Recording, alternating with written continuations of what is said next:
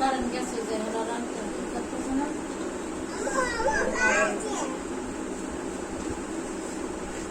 ওদের ভাই পয়সা কারেন্ট এই কারণে সে 2 ঘন্টা এখন ফেরা করে গেছে ডাক্তারের সাথে করে না আমি আর মধ্যে লাগে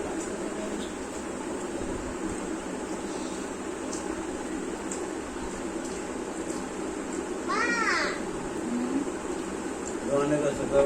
আমার যে খরচ